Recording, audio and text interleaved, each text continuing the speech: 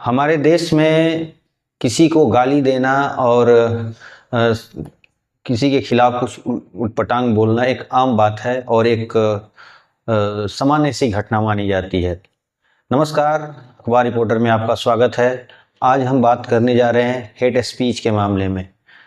हमारे यहाँ बहुत सारे धर्म गुरु हैं जो मंदिरों में रहते हैं, मठाधीश हैं, जो अक्सर किसी दूसरे धर्म के खिलाफ कुछ उटपटांग बयान दे देते हैं। मैं नाम यहाँ किसी की नहीं लेने जा रहा हूँ, लेकिन आप सबको अनुमान लगा सकते हैं मैं किसकी बात कर रहा हूँ, किन किन लोगों की बात कर रहा हूँ। कुछ सत्ता पर बैठे हुए लोग हैं, कुछ लोग जिन्होंने संविधान की शपथ खाई हुई है, वो लोग भी किसी दूसरे धर्म के खिलाफ उटपटांग बयान जारी रखते हैं। ऐसे में अब सवाल ये होता है कि इन लोगों को सज़ा क्यों नहीं हो पाती है। इसकी वजह ये है कि हमारे देश का जो कानून व्यवस्था है थोड़ा सा लचर है या जटिल है, जिसकी वजह से उन्हें कानूनी उलझन में मामला को फंस जाने की वजह से ये मामला और धीरे धीरे आगे बढ़ते जाता है और एक लंबा प्रक्रिया हो जाती है, जिसकी वजह से ये लोग बच जाते हैं। और हम ऐसी बात नहीं है कि हमारे देश में कानून नहीं है। अब हमारे देश में एक बात ले लीजिए गाली गलौज के बारे में। आमतौर पर एक गाली गलौज एक सामान्य घटना मानी जाती है। लोग चलते फिरते गालियां दे देते हैं, खासतौर पर माँ बहनों की गालियां दे देते हैं। और ये गाली के लिए हमारे देश में कानून है, धारा 154 है, धारा 294 है। 294 में आपको समझौता भी नहीं कर सकते उस पार्टी से, क्योंकि इसमें गाली जब देते हैं तो सिर्फ आप ही जिम्मेदार नहीं होते हैं, आसपास का माहौल या जिसको लेकर किसी औरत के खिलाफ किसी औरत को लेकर गाली दिया गया है या माँ बहनों को लेकर गाली दिया गया है तो सीधा उस पर इफेक्ट पड़ता है। ये गाली एक बहुत बड़ी समस्या है। गाली सिर्फ दो लोगों के बीच की बात नहीं होती, गाली में सीधा टारगेट औरतों को किया जाता है। खासतौर पर माँ बहनों को गाली लेके गाली दी जाती है। ये औरतें उस झगड़े में कहीं दूर दूर तक नहीं होती हैं, लेकिन उनको टारगेट किया जाता है और उनको टारगेट करके आपसी झगड़े में माँ बहनों को खींच के और माँ बहनों को गाली दी जाती है। इसके लिए हमारे देश में अच्छा कानून है, लेकिन कानून होना और कानून को इम्प्लीमेंट कराना बहुत अलग अलग बातें हो जाती हैं। हमारे देश में कानून जो है, बहुत सारे कानून हैं, लेकिन उसको इम्प्लीमेंट कराने की जब बात आती है तो उसमें इतनी जटिल प्रक्रियाएं हो जाती हैं, कानून के इतने प्रावधान हो जाते हैं कि केसेस लंबे खींचने जाती है और ये एक मामला लटक के रह जाता है। अब धर्म के लेकर अब देखिए, मुस्लिम समुदाय के ऊपर भी कुछ लोग कुछ उटपटांग बयान दे देते हैं। कोई किसी को पाकिस्तान चला जाना चाहिए, किसी को जहां मर्जी वहां, ऐसा कुछ मतलब बयान देते रहते हैं। मुस्लिम पक्ष से भी अक्सर ऐसे बयान आ जाता है देवी देवताओं को लेकर उटपटांग। देखिए, इस तरह के हेट स्पीच है, ये एक तरह से देखा जाए तो धार्मिक भावनाएं पॉलिटिकली इस माइलेज लेने के लिए और बेनिफिट्स लेने के लिए इस तरह का किया जाता है। ये इस तरह की चीज सुप्रीम कोर्ट ने भी बार बार इस पर अपना नाराजगी जाहिर की है कि इस तरह का बयान, इस तरह के स्टेटमेंट्स देने वाले के खिलाफ सख्त कार्रवाई होना चाहिए। कुछ पॉलिटिशियन हैं जो बड़े मिनिस्टर लेवल पे हैं, वो लोग भी ऐसा बयान दे देते हैं। आम आदमी राह चलते सड़कों पे गाड़ियों अप एंड डाउन हुआ, कुछ आगे पीछे हुई, उसके लिए माँ बहनों की गालियां दे दी जाती हैं। ये गाली सामान्य बात नहीं है, इसको हल्के में लेना नहीं। मैं सरकार से सिफारिश करना चाहता हूं, सरकार से ये कहना चाहता हूं, गालियों के खिलाफ सख्त कानून होना चाहिए, क्योंकि गालियां सिर्फ दो लोगों के बीच की बात नहीं है। इन दो लोगों की लड़ाइयों में औरतों को, घर की औरतों को खींच के लाया जाता है और उनको गाली दी जाती है। ये सीधा सीधा एक लिंग के ऊपर, एक जेंडर्स के ऊपर अपमान है और महिलाओं का अपमान है। इसलिए गालियों के ऊपर सख्त कानून होना चाहिए, ये हल्के में लेने वाली बात नहीं है।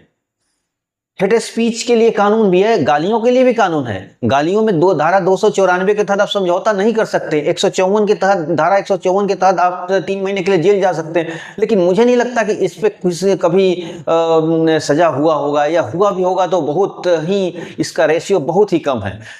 इसलिए इसके दायरे को बढ़ाना चाहिए और हमें एक स्वच्छ समाज बनाना है। स्वच्छ समाज बनाने के लिए हमें गाली गलौज, एक दूसरे से नफरत, एक दूसरे से झगड़े लड़ाई वाली माहौल को नहीं खड़ा करना चाहिए। और हम वो नेताओं को, जो मैं भारत के प्रधानमंत्री से भी कहना चाहूँगा या भारत की जो एजेंसियां, उनको भी कहना चाहता हूँ कि जो राजनीति में जो लोग हैं उनको एक सख्त पाबंदी लगाया जाए कि दूसरे धर्म, दूसरे मजहब, दूसरी संस्कृति, दूसरी जातियों के खिलाफ कुछ ना बोला जाए। अभी एक मंत्री बिहार सरकार में थे, वो सत्ता में बैठे हुए थे, उन्होंने कुछ अपर कास्ट जो जनरल कैटेगरी का है उनके खिलाफ उन्होंने बहुत गंदा बात किया कि उनकी औरतों के बारे में बोल दिया।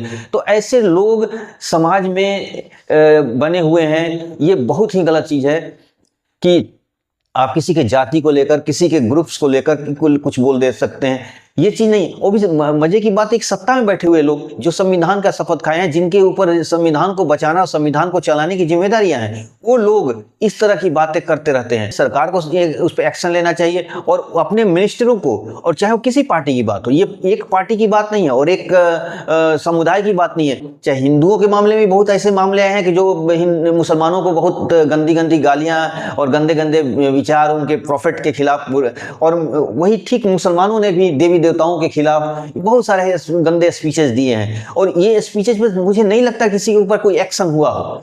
एक्शन FIR हुआ, उसमें मामला कहां तक गया इसके बारे में कोई जानकारी नहीं है किसी को।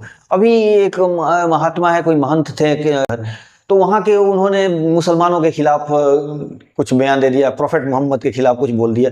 तो इस तरह की बातें, देखिए सबसे बड़ी चीज कि इसकी वजह क्या होता है, इसकी वजह यह है कि एक समुदाय दूसरे समुदाय के बारे में नफरत है उसके अंदर, या उसके एक दूसरे के बारे में वो जानता ही नहीं है। वो लोगों को लगता है कि हमारा ही बहुत धर्म अच्छा है, दूसरा खराब है। सच्चाई तो यही है कि दोनों धर्म अच्छे हैं, सभी धर्म अच्छे हैं और सब में अच्छी अच्छी बातें की गई हैं, लेकिन एक नफरत का माहौल तैयार किया जाता है ताकि पॉलिटिकल माइलेज लिया जाए। और इस नफरत में सिर्फ राजनीति ही नहीं, आम आदमी को घसीटा जाता है। जब ये आम आदमी इसमें आ जाते हैं तो फिर उस मामला और विकट हो जाता है और ये दंगे फसाद और मारपीट की तक मामला चला जाता है, खून खराबे तक मामला चला जाता है।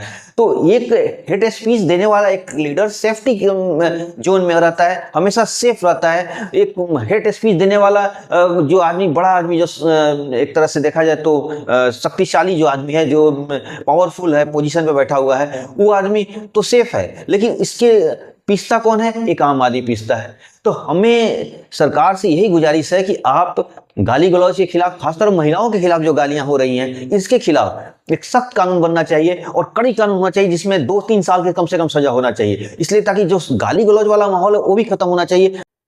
राह चलते लोगों को गालियां दे रहे हैं, कुत्ते बिल्लियों तक को आगे करके माँ बहनों को गाली दी जा रही है। इस तरह का माहौल समाज में जो बना हुआ है, ये एक बीमार समाज का पहचान है। गाली गलौज एक बीमार समाज का पहचान है, स्वस्थ समाज का नहीं है। लेकिन हमारा समाज स्कूलिंग स्तर पर भी इसकी पढ़ाई नहीं हो रही है, ना स्कूलिंग स्तर पर इस तरह की जानकारियां दी जा रही हैं।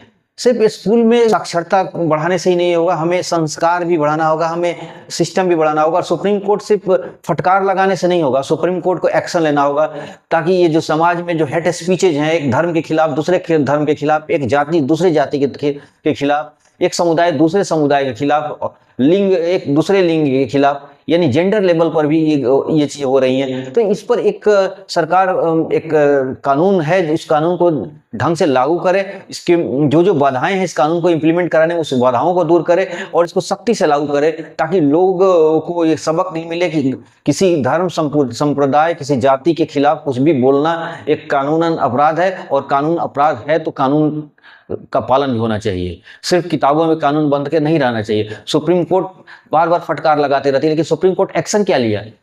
ऐसे तमाम लोग जो मीडिया में ऑनलाइन इन लोगों ने बोला, इसका रिकॉर्डेड बयान है, फिर भी उनके ऊपर कोई एक्शन नहीं हो रहा है।